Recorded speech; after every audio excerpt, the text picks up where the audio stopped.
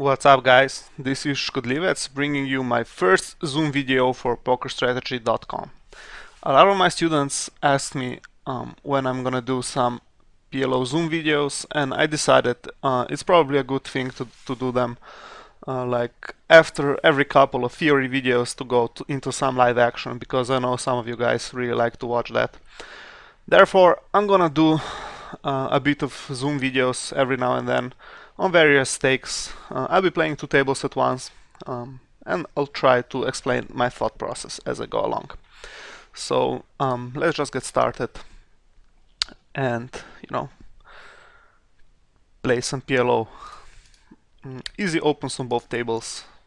Like you notice, I open from pot from every position unless it's on the button, and even then I might open big if I'd be facing a fish in the blinds. My HUD goes VPIP, PFR, free bet, fold to free bet, flop, turn, river, c bet, fold, flop, fold, turn, fold, river to c bet. The third line is flop, turn, c bet in free bet pot, fold, flop, fold, turn to c bet in free bet pot and steal. And the bottom line is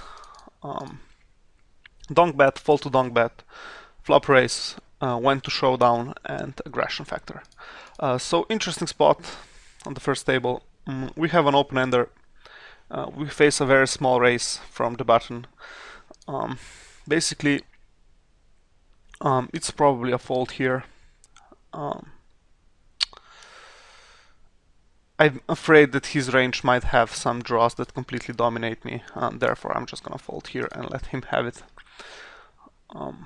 If I had a bit of a stronger draw, something stronger than an open ender, I would definitely call, but I think it's best to play it safe and, fold those type of hands that can cost you a lot of money in the long run. Easy fold on table 2. I'm gonna open this hand if it's folded to me on the cutoff. So on Zoom, I like to play quite loose from late position and very tight from early position. I think the call is best on table 2. On table 1, I'm gonna c-bet half a pot, my standard c-bet. Obviously, I hit trips. I get the caller. I hit a boat on the turn, and I'm just not folding here. I'm trying to figure out how much he'll pay with his overpairs. I think 320 is a fair price. He checks again, and I will definitely jam the river here. Hopefully he doesn't have like a better boat. A 5 is still bound to call me. Some people might even level themselves into calling with an overpair, and I think a shove there is definitely the standard play. Loose open from the button, but like I said, I like to play very loosely on the button when playing Zoom. You get a lot of folds from the blinds, and you can make a lot of money that way. Table 2 easy fold, same goes table 1.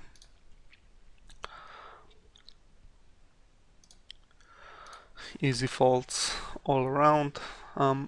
Obviously I'm gonna play my hand on table 2, even though someone open raised. The hand is not particularly nutty, but it has 3 broadways, 2 suits, and it's definitely playable when you're in position. This flop is just not too good for me. I'm gonna check behind, hope to see a good turn card. I'm just, never getting to folds if I see bet on this board. The original raiser now bets, and I'm gonna have to fold here. Of course, I only had a bluff catcher, so that's definitely fine to fold there. I'm gonna make a loose call on table 1. I don't like it because of the middle gap. However, it is double suited hand, and I'm getting really good implied odds. Again, open on table 2 because it's on the cutoff. I would probably fold this in a regular game, but in Zoom I think it's definitely a fine open from this position. We got free bet from an unknown.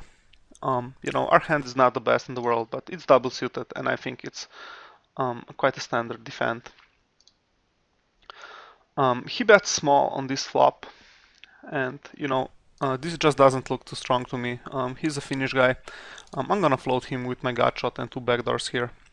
Obviously, the turn kind of sucks. He could definitely have aces here. Of course, he also may not, but I think my draws are just too weak to continue here, and the ace really hits his range hard, so I have to fold. Basically, the idea was that on a lot of scare cards, he's gonna have to slow down and play the hand much more carefully. But here I have to fold.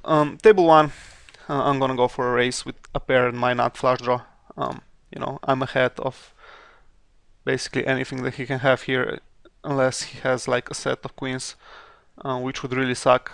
So I don't expect a raise here, and I think this was a very good spot to do a semi bluff, and it will work very often, which is really cool for us.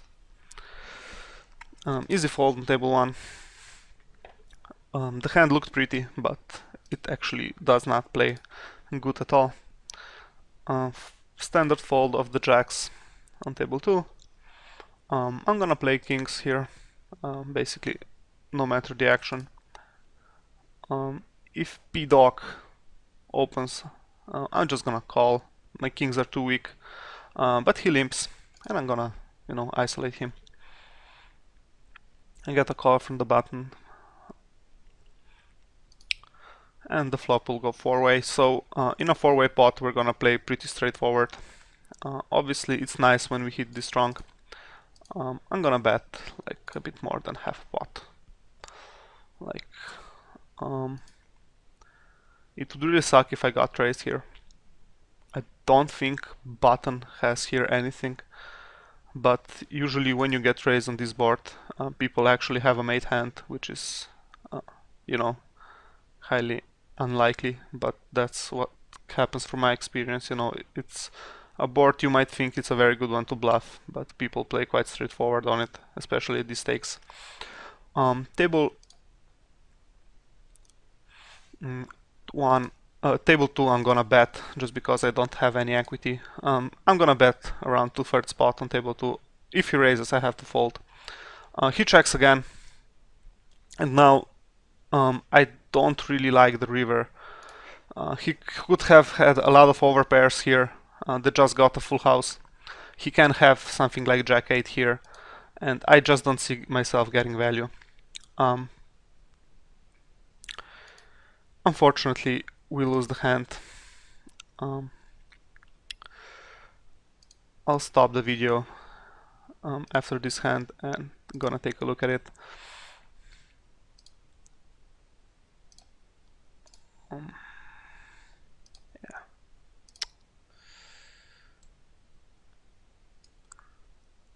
How do I take a look at the hand? Okay, here it is. So yeah, like I said, for 2 streets we had a very easy value bet. The 10 on the river basically really screwed us. And I think, on like a 5 or like anything that doesn't bring a straight, I would definitely bet the river as well as a value bet. But here, just too much of his range beats us. And I mean, there's nothing you can do, that's PLO. And you have to suck it up and try to win some more hands. Again, an open on table 1. I started playing pretty loosely this session. I'm gonna probably tighten up as I go along. Standard c-bet a bit more than half a pot, just because we are out of position. I'm not gonna get played back at too much at these stakes without someone having a king, so I'm really, just expecting 2 folds, and if someone, calls, then I'm just giving up. There's nothing I can do versus a calling range there. I have no way to like beat a king there ever, so it would be a very standard give up. Fold table 2, obviously I'm gonna fold table 1 if it comes to that. Again, fold table 1. Table 2 again, it's, you know, just trashy hands that have to be folded. The hand on table 1, it's obviously super playable, very easy free betting position.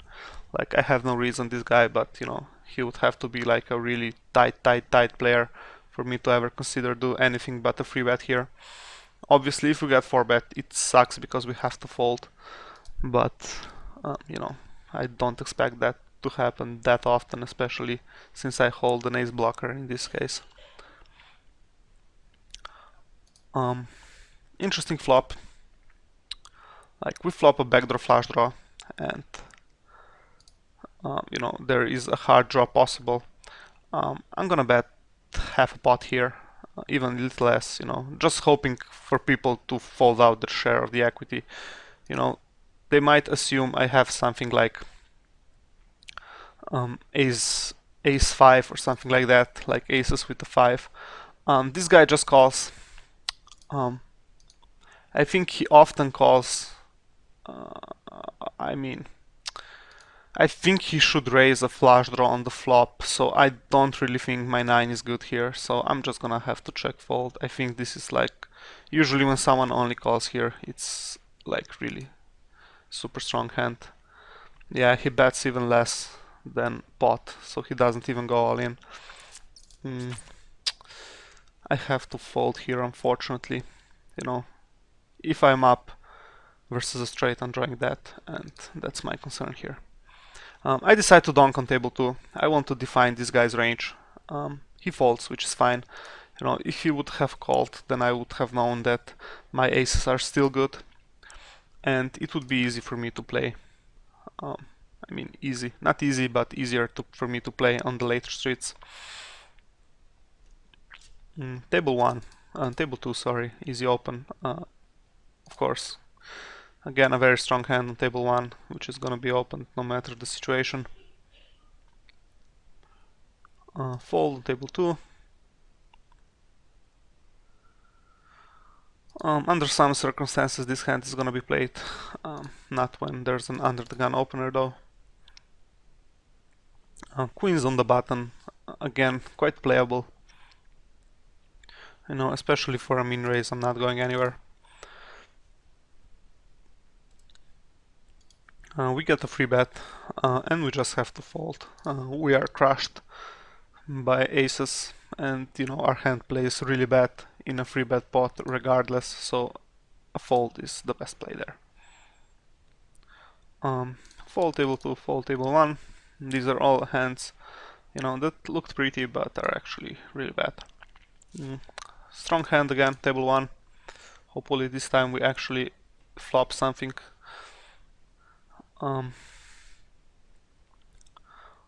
We don't. The flop is really bad for us versus two mid stackers. I'm just gonna check give up here. I'm never getting 2 folds on this board. You know, not ever.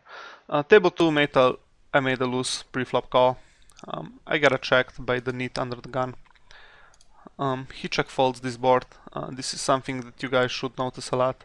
You know, when someone check folds that board, it's like usually really bad and indicative that he's not such a good player. Table 1, I'm just crushed by, you know, any mate hand because the pair in my hand, and if he has a draw, he has very good equity versus me, so a fold there is definitely the best play.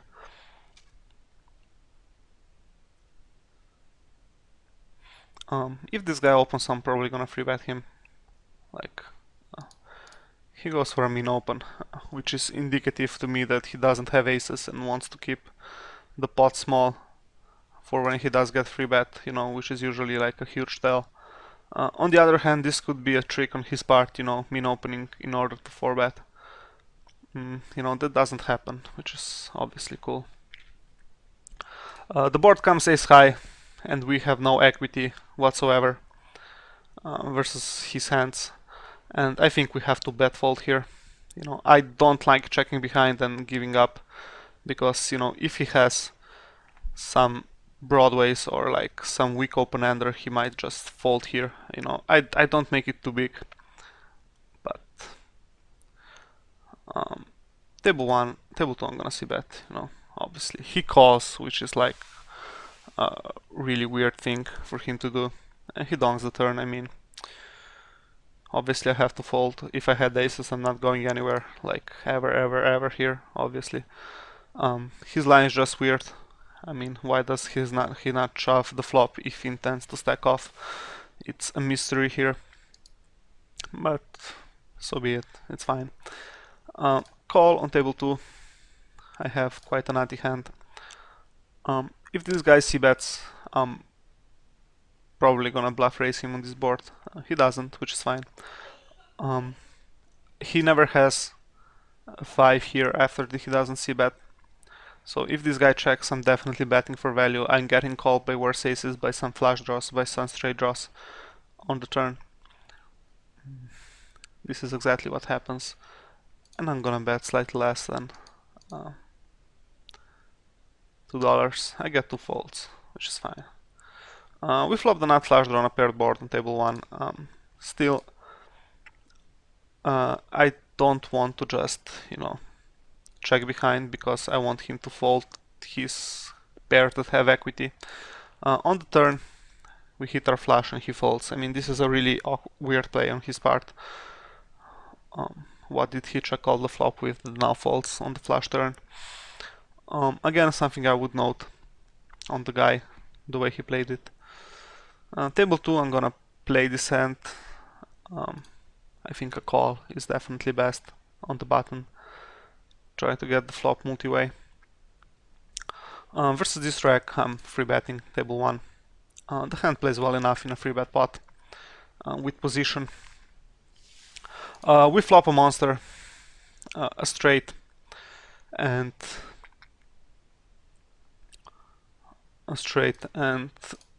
the open-ender, and I mean a gut shot redraw and a flush draw. Turn gives us an even stronger hand. On table 2, I don't know what this guy will be check shoving with, so I'm gonna check behind. He calls the flush turn. The river is a really ugly queen. I could ship for value here, but he might have just too many weak full houses in his range that he's gonna check call. Yeah, he had queen jack 10. You know, again we got outdrawn pretty bad. Let's take a look at the hand. Not with this one. It's like too bad, you know. But again, there's nothing at all that we can do. So, you know, just try to win it in the next orbit or something like that. I like my play though, like every street. I also like not shoving the river. I think the board is just too heavy for my nut flush draw to have any value. Fold on table 1, also easy fold on table 2, no matter the action. Again, easy folds on both tables, like we don't want to play this type of hands. Not in regular tables and not in Zoom. You know, this guy's play was just, I mean,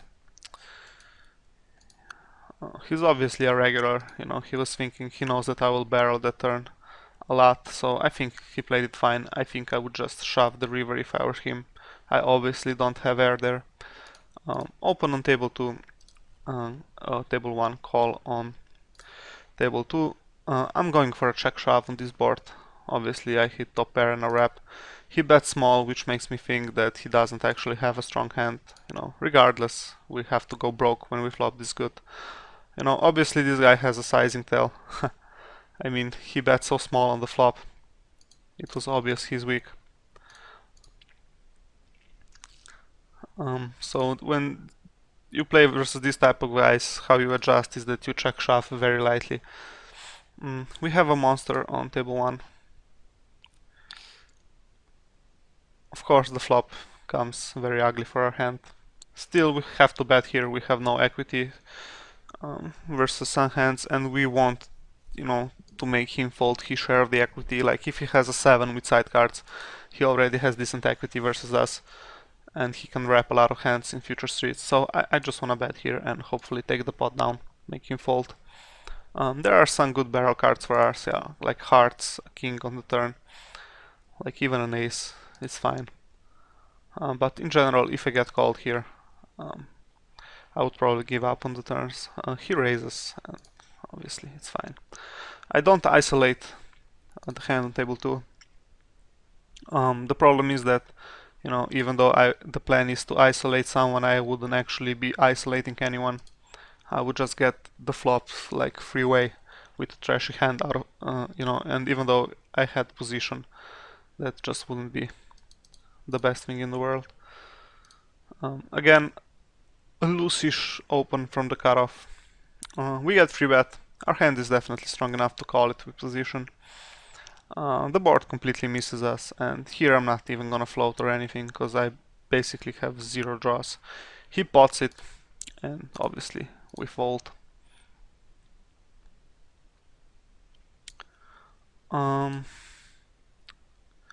Yeah, I would probably even fold this hand regardless on table 2. But you know, I might play it if the blind's really tight, not with a huge fish there. Ace 10, Jack 7, single suited, very easy open. A very dry board, you know, easily can be c-bet 100% of the time. You don't need to make the c-bet too big though. We get called by this guy. When you get called on this board, it's like he has something, you know.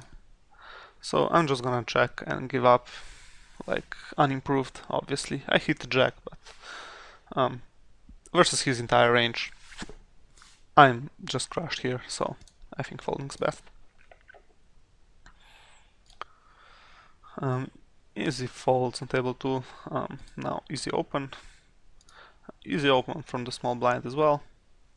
Hopefully I don't get free bet by this guy. He looks quite aggressive. You know, the standard Finnish player, so to speak. We actually flop a nice flop on table 2 and get a fold, obviously.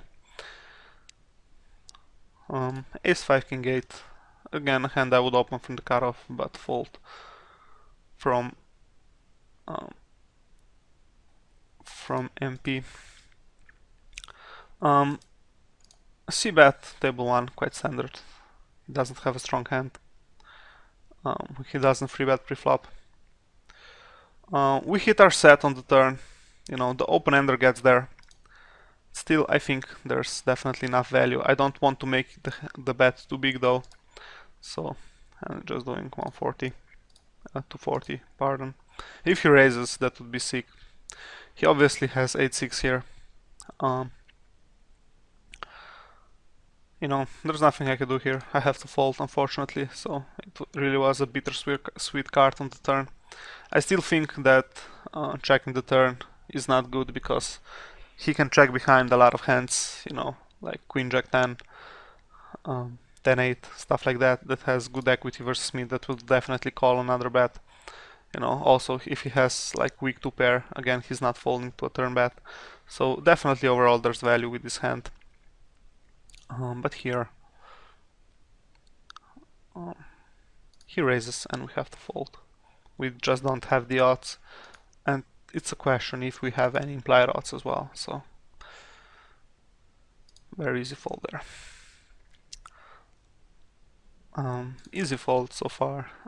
Table 2 versus most players is again gonna be an easy fold. Yep, fold here. Again a fold. I will fold this ace queen deuce deuce. Even though this guy is like super loose, I think that I have to fold.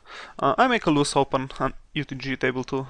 Still, I think three high cards, king suit, and the 8, you know, is a high card almost in itself. So I like to play it from the button when I get there, especially when the tables are not too tough.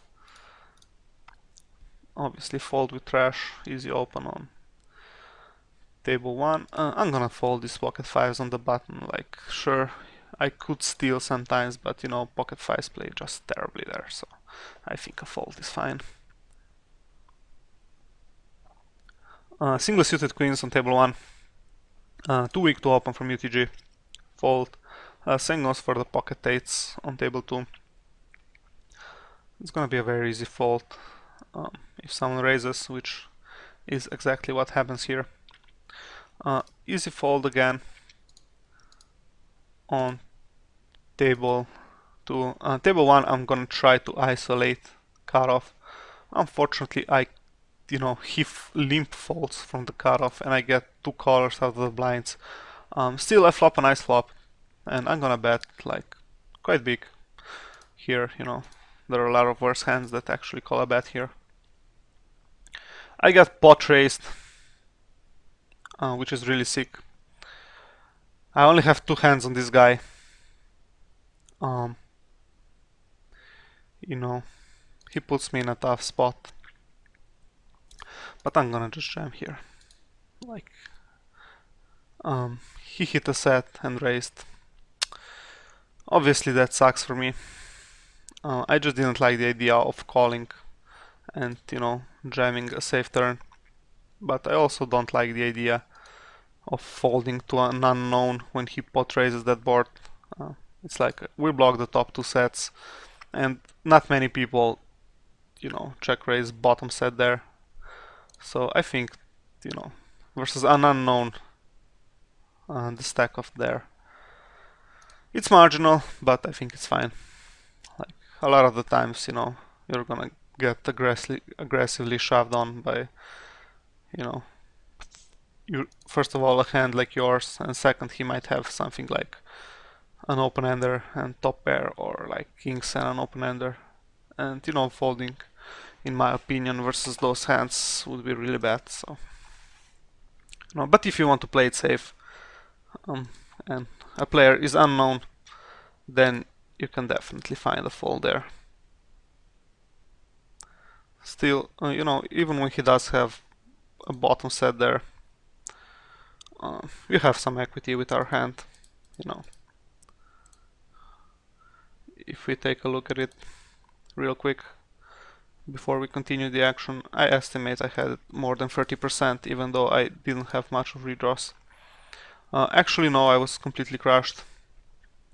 Yeah, I only had 22%.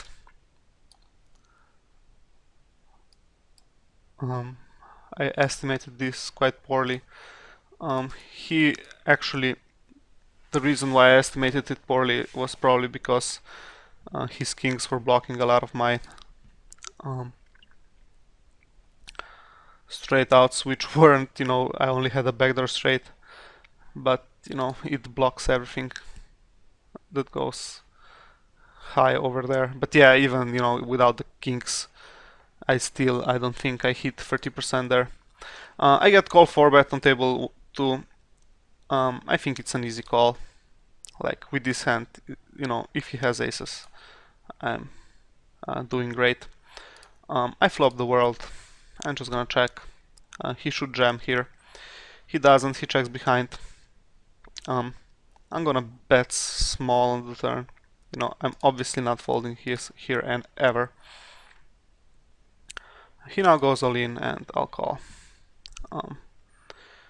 He tried, you know, a blocker bluff.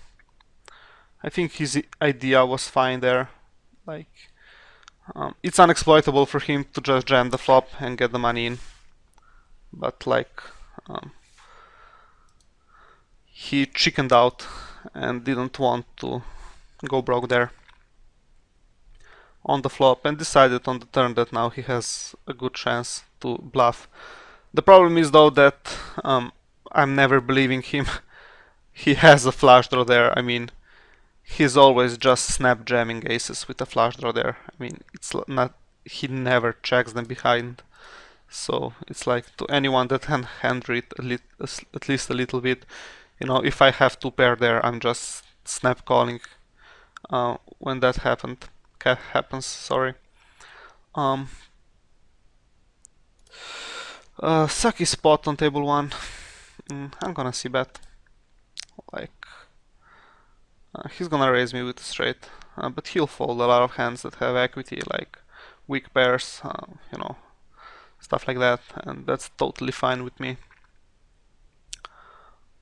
Deep spot on table 1, table 2, I'm just gonna call. You know, I might free bet this hand under some circumstances, but not here. So we get free bet by a guy with 0% free bet so far, actually squeezed. I'm gonna call because I have very good implied odds when I hit something. You know, the SPR is still quite high. I miss here and I'm just gonna fold. He probably has aces, but you know, I don't want to try to bluff him off. Table 1, like this board, I'm just not getting much value by betting it. So he checks, and I think, you know, everyone knows he has aces here. So what I'm gonna do now is I'm gonna turn my hand to a bluff. I'm gonna bet the turn. He'll probably call, and then I'm gonna fire the river and he'll fold. At least that's usually how this goes. You know, he would really surprise me if he raised here. But you know, he calls, like I said. And on the river, I'm gonna bet quite big. You know, I don't think he can call with aces here. He might have some weak two pairs. And actually he free bet a hand that completely shocks me here. Like over 100 hands, there should be some sort of sample on the guy, and he actually squeezes ace 10, 9, 7. He definitely played the hand fine after his squeeze, you know, by not c-betting the flop. I just don't understand, you know, it just confuses me that out of 100 hands, that's the hand he decided was good enough to free bet, or actually even squeeze out of position. Standard free bet table 1. Unfortunately, we get 4 bet. Fortunately, our hand is strong enough to call a 4 bet. We flop trips. Villain checks. I'm gonna make a small bet here, or I'm gonna check behind. You know, trying to induce this on the turn, which happens. He has aces. Table 2 is an easy fold. I don't know what he was expecting me, you know, it's obviously, I'm not jamming there, or, you know, I mean, he's obviously not folding, so, I mean, his idea was probably that he wants me to bluff there sometimes, which is probably fine, you know, now that I think of it, it's like, there's nothing wrong with that idea, definitely not.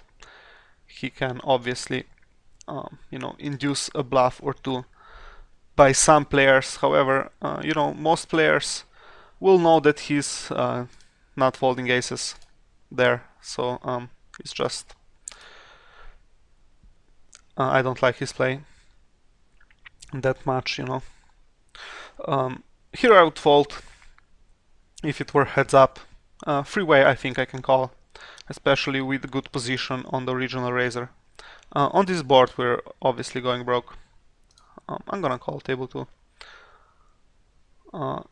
It gets checked to us. We have a gut shot, a pair, and a nut flush draw. I'm just gonna bet big here, you know,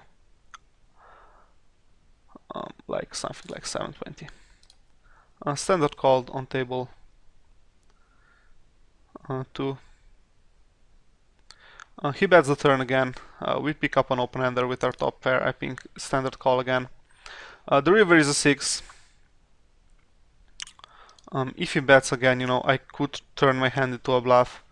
Here I think he's just going for a check call with something like aces or kings, so I'm not gonna bet. He has actually queen 10 and wins the hand, so we were actually ahead of him on the flop, but on the turn he got there. As you can see, my stats have become much more normal, so to speak, like 26, 19, 5, which I think is fine for Zoom. Queen Jack, 8-7, single suited, an easy open from the button. Same goes for the hand on table 2.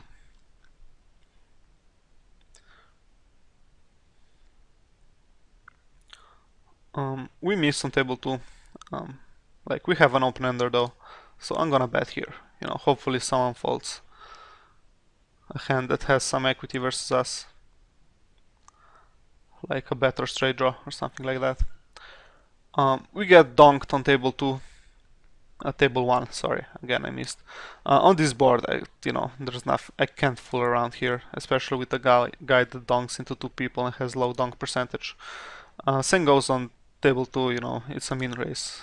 What I'm relearning, so to speak, is that min raise means someone has the nuts, and when fishes realize that they can start bluff min raising me, it will be a very bad day for me, because I'm gonna be making a lot of incorrect folds. But I think so far a min raise from a fish is basically always the nuts, so I'm just gonna play it careful from now on.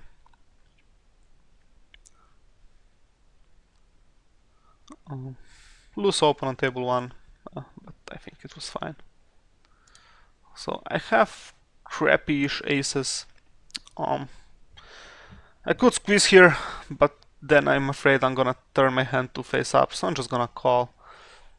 I would want my other 2 cards to work a bit better together for me to make a squeeze there. But 2 loose guys here, like on table 1 though, I think this is a perfect spot for a squeeze.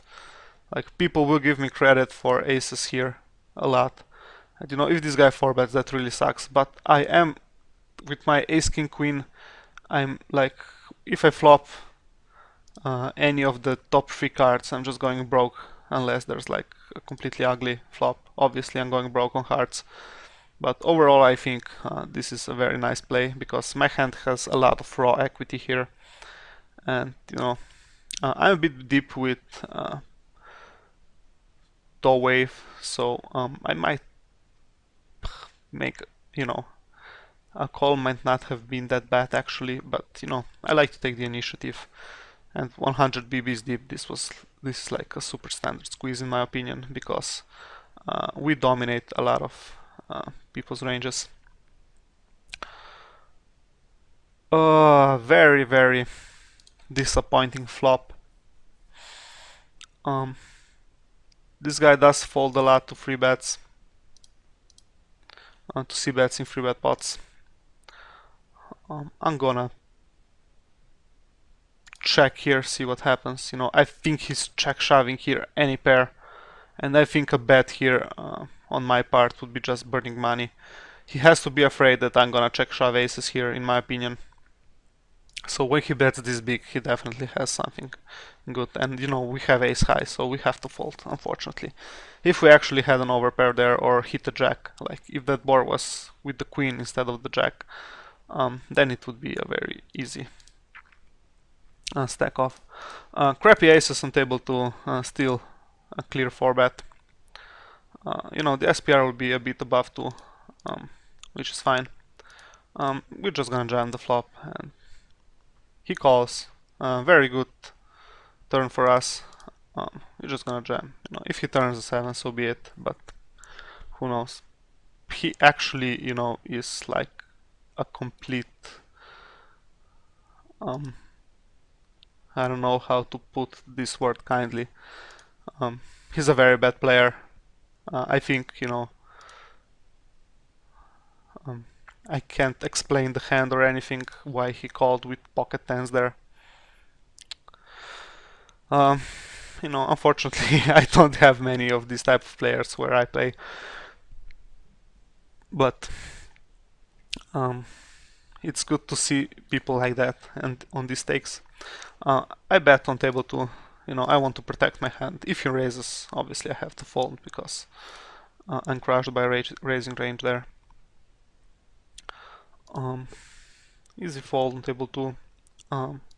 The hand is playable on table 1. I'm gonna flat in position. Unfortunately, this board like totally crushes this guy's opening range, so I'm gonna have to fold here.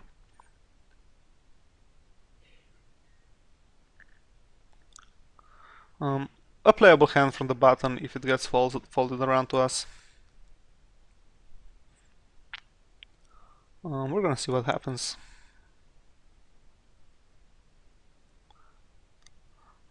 Table 2, I'm just gonna fold my hand versus that mid stacker.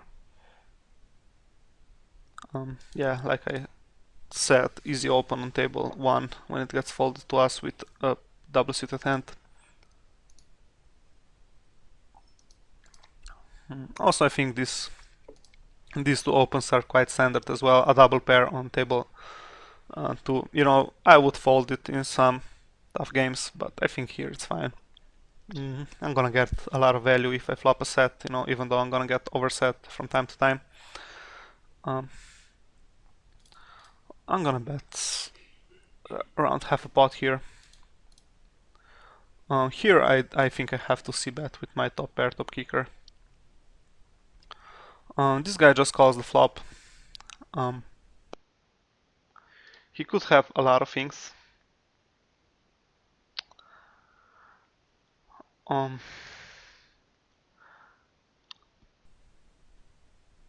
He flatted with overcards, which is just weird. So on table 2, I don't like really the deuce hitting. It brings the only open ender there was, so I don't barrel it. I would barrel a lot of other cards. The ace hits on the river, and now I'm gonna turn my hand to a bluff. You know, if he has some random 2 pairs, I think he's gonna have to fold. You know, even though he's an unknown, so you know I might get looked up by something. But in general, I think this is a very good spot to turn our hand into a bluff.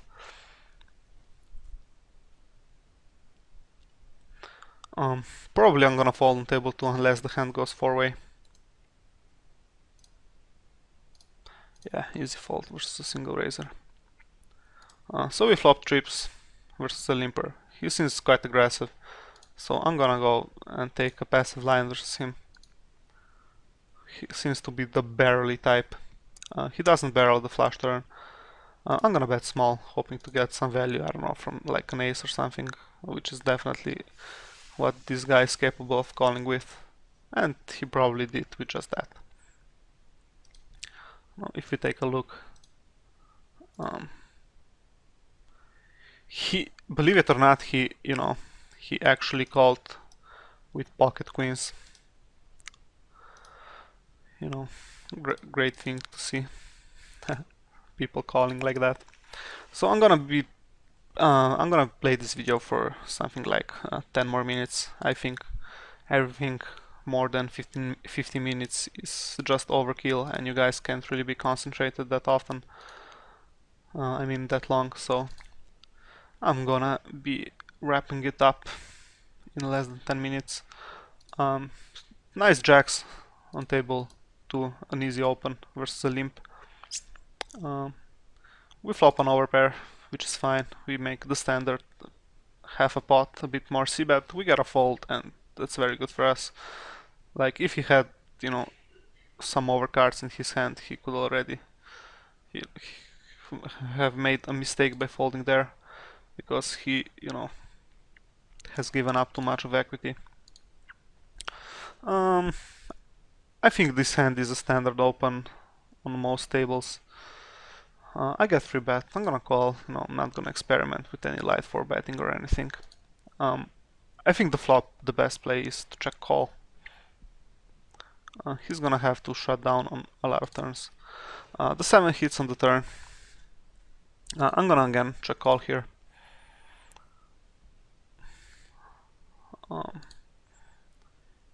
He bets. Like at this point, I think I have the best hand a lot. He obviously 3-bets white in position. The ace hits on the river. Like if he has aces, he's ecstatic now, but a lot of his 3-betting hands actually have an ace. And he doesn't fire the ace on the river. I mean, that's just a really bad play on his part. It's like, that's the perfect scare card for him. Like the card that's, you know, not supposed to be in my range a lot. He had like a decent hand. You know, he had a monster wrap by the turn, but I really don't understand why he didn't turn it into a bluff there. easy open with my double paired hand. Easy fold table 1. So this guy with 5, he has 5 VPIP, 0 PFR, and actually limp folds. That's just bad.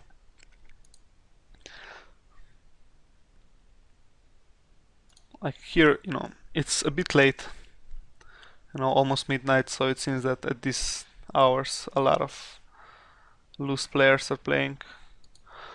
We got limp raised on table 1. This is usually aces. Our hand plays fine versus aces, and it also plays really good versus a lower rundown, which is very probable that this AA to free master has. The flop is just atrocious for our hand, we flop like least equity possible if someone actually has aces. He pots. I'm gonna see if this guy calls him, just I would do this to get confirmation if this guy actually limp raises aces or does that with another hand. Expectedly though, the guy folds and we don't get to see a showdown. Easy folds on both tables. A playable hand on the button and a playable hand on the big blind as well. We get a mean free bet about the small blind. I think there's no reason to do anything but call. We flop the world on table 1 and I'm just gonna donk here. Like, I want to take initiative in the hand. Obviously, we're going broke if whatever happens here. Like, even versus a min raise, our hand is just too strong here to fold. This guy bets again on the turn. We hit a set again. We suck out on the turn, get re-sucked out on the river, which is fine. We still have an open-ender and a pair, so I'm gonna call again. I don't think this guy is gonna be barreling the river that often. He bets half a pot again. I mean, this is just so weird. This looks so weak. I'm really inclined to just bluff raise him here all in. It's like, how often does he have anything here? But he's a Greek guy, and like Greeks usually are like really big fish here. At Omaha, no disrespect if any of you guys are fish. Fish, sorry if any of you guys are Greek, but from my experience, a lot of Greek players, just like setting money on fire. I could see bet on table 1, but I think check folding here is fine. So again, if there are any Greek guys watching, I'm sorry. I was focused on the tables, wasn't paying attention to what I'm saying. So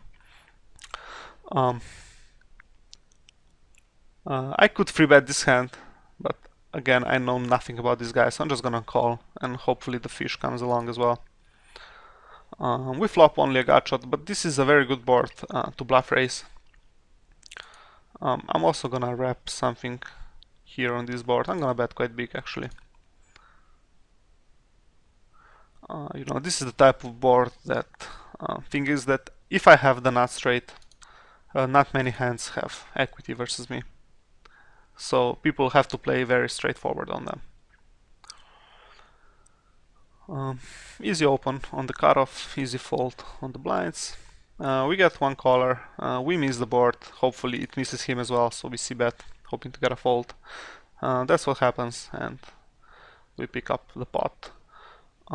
Fold on table 2, I would open it if it were all clubs, for sure. Fold table 2 again. Easy open table 1, fold table 2. What's with these people having monkey avatars all the time? It's like every day I get a new guy at the table with an avatar of a monkey or an ape. This hand I'm just gonna fold to the free bet versus an unknown. He could have like aces and have me crushed, which would obviously suck. I'm gonna squeeze these super awesome kings here though. You know, again, if this guy 4-bets, I'm gonna hate my life, but I don't think aces are that big of a deal here. You know, if he 4-bets, I have to fold, unfortunately. He calls, which is awesome. If this guy back raises, I'm getting the money in regardless. On this flop, I'm getting the money in, no matter what happens. I'm just gonna bet like $6, you know. I think I do give them the opportunity to only push or fold. They can't call, so I think the sizing is fine. It's like I wouldn't worry too much about balancing here. He has a hand that has very decent equity versus me. Fortunately, my hand held up. We were probably flipping on the flop, just to make sure to see if my estimations are totally wrong today or not. You know, this time it's a bit more correct than before. He was ahead, but you know, only slightly. Our hand still had 46% because of our kicker, but you know, his live side cards and his flush draw outs gave him better equity. For example, if my hand was ace king jack 10, then it would be a pure flip here, because our hand would be that much better because of the extra 2 cards that I could have hit in order to make a full house. So I'm gonna pause the video on the next big blind on both tables, you know, and I'm gonna finish it when that happens. So you can see my stats, 25 to 25.4. I think this is like pretty solid for these stakes of Zoom. Like basically any stake of Zoom, this is like really nice stats. But of course, you know, it depends on the tables and so on. So hopefully you like the video. I will be making a few more of Zoom videos in the future. Like, I didn't play Zoom a lot until lately, but lately I found it really fun, and a lot of my students play it as well. A lot of people on Pokerstrategy play it, so I decided to make a few videos to show you guys how the games look and so on. So definitely, if you have any feedback, any questions, any critique, feel free to write in the comment section. Hopefully you've learned something today and you'll be able to improve your PLO game with the knowledge I'm providing you. So until next time, you guys have a great day, and this is Skodljivec signing off for Pokerstrategy.com. Bye guys!